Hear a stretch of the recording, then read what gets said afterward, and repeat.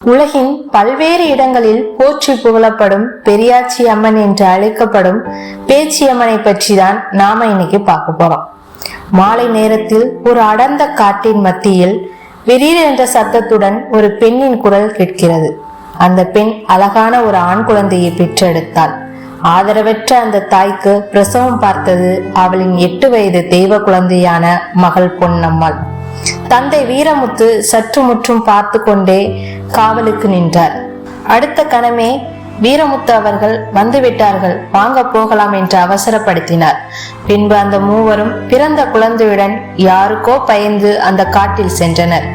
அவர்களின் கண்களில் கண்ணீரும் பயமும் மாறி மாறி வந்து கொண்டே இருந்தது. அரசனின் ஆணையை ஏற்று அவர்களை கொல்வதற்காக படைவீரர்கள் தேடி வந்த காலடி சத்தம் மிக அருகில் கேட்டது.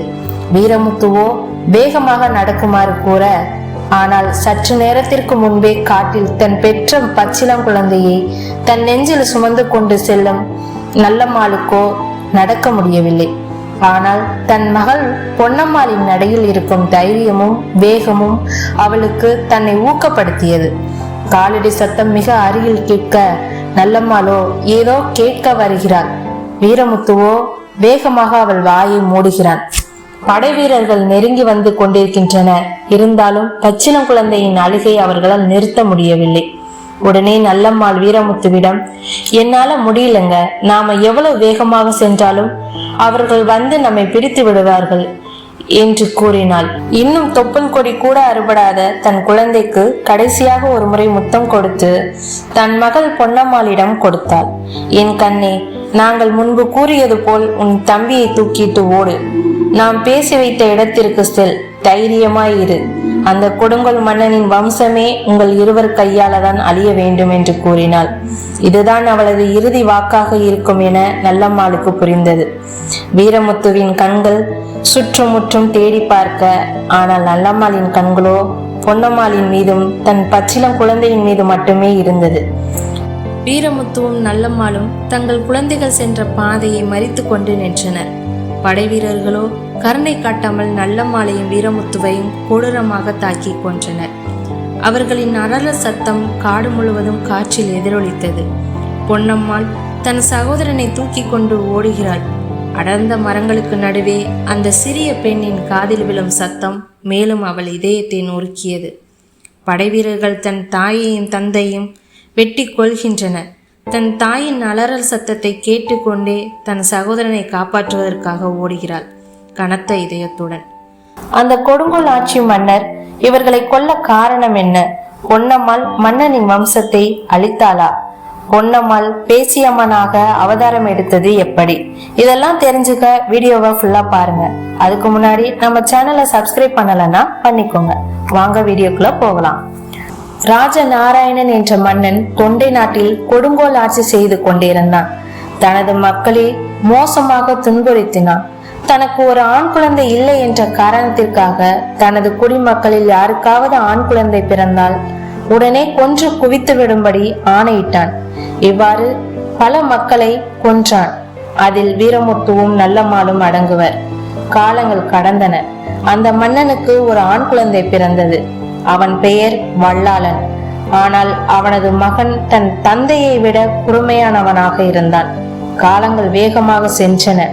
ஒரு நாள் பிரம்மாண்டமான அரச மாளிகையில் எண்ணற்ற தீபங்களின் வெளிச்சத்தில் வல்லாள மன்னனின் மனைவி ராணி கார்குழலி பட்டுகள் மற்றும் நகைகளால் அலங்கரிக்கப்பட்டு யாக குண்டத்தின் அருகில் அமர்ந்திருந்தாள். அரண்மனையில் எரியும் ஒரு பெரிய நெருப்பின் தீபத்தில் அவளது கவலைகளும் மற்றும் எதிர்பார்ப்புகளும் கலவையாக இருந்தது. பேராசையும் தன் அதீத அழகின் மீது இருந்த நாட்டமும். அவள் தனக்கு அழியாத இளமை மற்றும் அழகை வேண்டி ஒரு பயங்கரமான யாகம் வளர்த்து கொண்டிருந்தாள். அவளுடைய ஆசைகள் துல்லியமாகவும் எதிர்பார்ப்புகளுடன் இருந்தது. பணியாட்களின் முணுமுணுப்பு, பூசாரிகளின் தல முழக்கங்கள், இவற்றில் கவனமாக இருந்தது அரண்மனை. அது பூஜைக்கு ஒரு தனித்துவத்தை சேர்த்தது. அந்த யாக நெருப்பிலிருந்து ஒரு இருண்ட சுழலும் புகை வெளிவர தொடங்கியது. பூசாரிகள் மௌனமாயினர், பயத்தால் நடுங்கினர். தீயின் ஆழத்திலிருந்து ஒரு பயங்கரமான அசுர உருவம் உருவானது. அதன் கண்கள் ஒளியால் பிரகாசித்தன. அந்த அரக்கனின் குரல் அறையில் எதிரொலித்தது. ராணி கார்குழலி, 1000 ஆண்டுகள் இளமையாகவும் அழகாகவும் இருக்க வேண்டும் என்ற உன் விருப்பம் நிறைவேறும். ஆனால் நித்திய இளமைக்கு விலை அதிகம். நீ அதற்கு ஒரு உபாயம் செய்ய வேண்டும் என்று அந்த அரக்கன் கூறினான். அரக்கனை முறைத்து பார்த்த கார்குழலி இதயம் துடித்து தான் என்ன உபாயம் செய்ய வேண்டும் என்று அவள் கேட்டபோது அவளின் குரல் லேசாக நடுங்கியது. அரக்கனின் குரல் மற்றும் பார்வை அவளுக்குள் ஊடுருவியது. உன் வயிற்றில் பிறக்கும் முதல் மகனை கொன்று எனக்கு பலியிட வேண்டும். அப்போதுதான் உன் அழகையும் நித்திய இளமையையும் 1000 ஆண்டுகள் தக்க வைத்துக் கொள்வாய் என்று கூறினான். கார்குழலின் இதயம் துடித்தது. பயங்கரமான கோரிக்கையின் அவள் முகம் வாடியது. என் குழந்தையா என்று கூற வந்தாள். அரக்கனின் கண்கள் ஆமாம் என கூற, தேர்வு உன்னுடையது. நான் வேண்டியதை கொடுத்து உன் அழகை பேணு, அல்லது அதை விட்டுவிட்டு வயதின் காரணத்தால் தவிர்க்க முடியாத சிதைவை எதிர்கொள் என்றார். பயத்தையும் சோகத்தையும் மறைத்து கொண்டு நிபந்தனைகளை ஏற்றுக்கொள்கிறேன் என்று கூறினாள். அரக்கனின் வடிவம் தீயில் மறைந்தது. கார்குழலியின் மனம் தன் ஒப்புக்கொண்ட நிபந்தனையை நினைத்து பரிதவித்தது. அவளுடைய எண்ணங்கள் எதிர்காலத்தை பற்றி நினைத்த போது அவளுடைய நிரந்தர அழகுக்காகவும் இளமைக்காகவும் தன் வாக்குறுதியை காப்பாற்றுவதில் உறுதியான எண்ணத்துடன் இருந்தாள். மறுபக்கம் வல்லாள மன்னனின் சிம்மாசன அறையில் பதற்றம் நிறைந்த சூழல் காணப்பட்டது. கொடுமையான ஆட்சிக்கு பெயர் போன மன்னன் தன் முன் மண்டியிட்டு அமர்ந்திருந்த முனிவரை பார்த்து கோபமான முகத்துடன் நின்றான். நீண்ட தாடியும் ஞானம் நிறைந்த கண்களும் கொண்ட அந்த முனிவர் வலுக்கட்டாயமாக வரவழைக்கப்பட்டிருந்தார். அரண்மனையில் மன்னர் வல்லாளனின் குரல் எதிரொலித்தது. ஏன் ஆணையை மீறினாய்? என் விவரங்களில் தலையிட வேண்டாம் என்று சொன்னது, எச்சரிக்கை செய்தது ஞாபகம் இல்லையா என கோபம் மிகுந்த அவனது குரல் இருந்தது. அதாவது வள்ளலானின் ஜாதகம் பற்றிய உண்மையை சொல்லிய குற்றத்திற்காக முனிவரை வரவழைத்தார். மன்னனின் கண்களோ அபாயகரமான ஒளியை கொண்டிருந்தது. முனிவர் நிமிர்ந்து பார்த்து கண்ணில் சோர்வுடன், மன்னா, நான் செய்த குற்றம் உண்மை பேசியதுதான். நீங்கள் அதிகாரத்தையும் ஆதிக்கத்தையும் தேடுகிறீர்கள். ஆனால் கொடுங்கோல் ஆட்சியின் மூலம் அமைதியை காண முடியாது என்று கூற, வள்ளலானின் கண்கள் கோபம் பொங்கி எழ, போதும், உன் திமிர் நிறுத்து. வல்லாளன் விரைந்து தன் வாளை உருவினான். அந்த வாளை பார்த்த முனிவரின் கண்கள் பயத்துடன் விரிந்தன. ஒரே ஒரு வீச்சில் அவரது தலையை துண்டாக்கினான். முனிவரின் தலை தரையில் விழுந்த போது அவரது கடைசி மூச்சு கசப்புடன் கூடிய சாபமாக, வல்லாளா, உனக்கு பிறக்கும் பிள்ளை பூமியில் விழுந்தால் உன் ஆட்சிக்கு முற்றுப்புள்ளி வைக்கப்படும். அதோடு உனக்கு பிறக்கும் குழந்தையை முதலில் யார் கையில் ஏந்தப்படுகிறார்களோ அந்த நபரால் தான் உனக்கு மரணம் நிகழும் என கூறிய அந்த வார்த்தையின் எதிரொலிகள் சிம்மாசன அறையில் எதிரொலித்தன. வல்லாளன் சாபத்தின் உண்மைத்தன்மையை உணராமல் அதிகார எண்ணத்தால் முகத்தை திருப்பி கொண்டான். வல்லாளனுக்கு ரொம்ப காலமாக குழந்தை பாக்கியமே இல்லாமல் இருந்தது. காலங்கள் கடந்த பின்பு மனைவி கர்ப்பம் அடைந்தாள். பிறக்கும் குழந்தை பூமியை உடனே தொட்டுவிட்டால் தனக்கு மரணத்தை ஏற்படுத்தும் என்ற சாபம் அவனுக்கு நினைவு வர அந்த சாபத்தின் உண்மை தன்மையை அறிய ஆரம்பித்தான். 24 மணி நேரத்திற்கு முன்பே பூமியை தொட்டால் தான் இறந்து விடுவோம் என்றும், பின்பு முதலில் யார் அந்த குழந்தையை ஏந்துகிறார்களோ அவர்களின் கையால் தான் நாம் இறப்பு ஏற்படும் என்றும் தெரிந்தான்.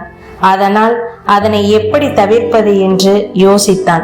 அந்த காலங்களில் பிரசவம் என்றாலே பிரசவ தீட்டு படாமல் இருக்க, பிரசவ வேலை வந்தவுடன் வீடுகளின் மூலையில் ஒரு அறையில் அவர்களை தனியாக வைப்பார்கள். அத்தனை கட்டுப்பாடுகள் நிறைந்த காலம் அது. அதனால் தான் பிரசவம் பார்க்க என்று அனுபவம் மிகுந்த வயதான ஆட்சிகளை கர்ப்பிணிகளுக்கு துணையாக இருக்க வைப்பார்கள். பெரியாச்சி என்பவள் தொண்டை நாட்டில் கொண்டித்தோப்பு கிராமத்தில் மருத்துவச்சியாக பணிபுரிந்து வந்தாள். குழந்தைகளை பிரசவிக்கும் திறமைகளை கொண்டவள். வால் சண்டை, ஈட்டி எறிதல் போன்ற தற்காப்பு திறமைகளையும் அவள் நன்கு கற்று தெரிந்து வைத்திருந்தாள். வல்லாளன் தன் படை வீரர்களை அனுப்பி தக்க மருத்துவச்சியை தேடி அழைத்து வருமாறு அனுப்பி வைத்தான். ஆனால் அந்த மன்னனுக்கு யாரும் உதவ முன்வரவில்லை. ராணிக்கு பிரசவ வலி வந்துவிட்டது. பிறக்கும் குழந்தை ஆரோக்கியமாகவும் இருக்க வேண்டும், அதே நேரத்தில் தானும் அழியாமல் இருக்க வேண்டும் என கவலை அடைந்த மன்னன் உடனடியாக கிளம்பி தானே ஊருக்குள் சென்று நல்ல ஆட்சியை தேடிக்கொண்டிருந்த போது மன்னனின் முன்னால் பெரியாச்சி காணப்பட்டார். பெரியாச்சி உதவியை மன்னன் நாடினான். பெரியாச்சியும் அவன் மனைவிக்கு பிரசவம் பார்ப்பதாக கூறினார். பெரியாச்சியிடம் ஒரு நிபந்தனை வைத்தான். நிபந்தனையின்படி அவள் அவனுக்கு பிறக்கும் குழந்தையின் உடல் பூமியில் படாமல் வைத்துக் கொண்டிருந்தால் அவளுக்கு ஏராளமான பொன் பொருட்களை தருவதாக உறுதியளித்தான்.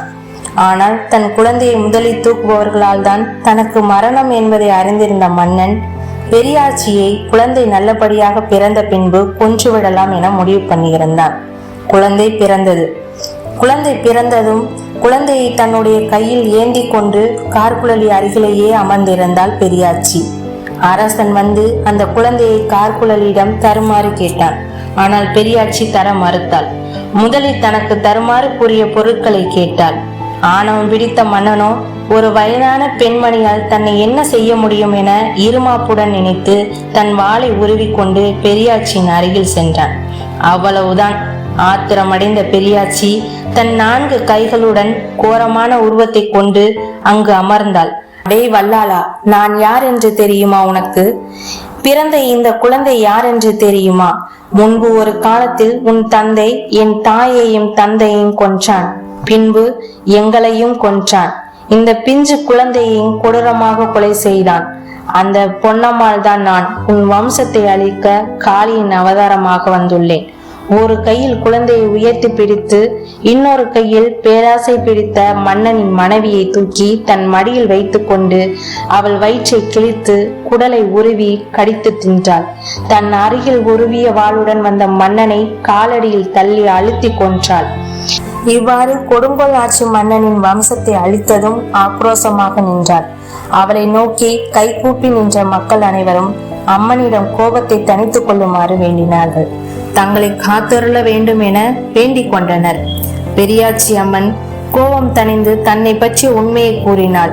தன் காளியின் அவதாரம் எனவும் தன்னை வணங்கி வந்தால் குடிகொள்ளும் உங்களை காப்பேன் என்றும் கர்ப்பிணிகளுக்கு சுகப்பிரசவம் ஏற்படுத்தியும் அவர்களுக்கு பிறக்கும் குழந்தைகளை நன்கு வளரவும் நான் காவல் இருப்பேன் எனவும் உறுதி தந்தாள். இப்படியாக தன்னை அடையாளம் காட்டிக் கொண்டவள் பல கிராமங்களில் கிராம தேவதையாகவும் நகரங்களில் நகர மக்கள் வணங்கும் பேச்சி அம்மனாகவும் அல்லது பெரியாச்சி அம்மனாகவும் விளங்கி வருகிறாள்.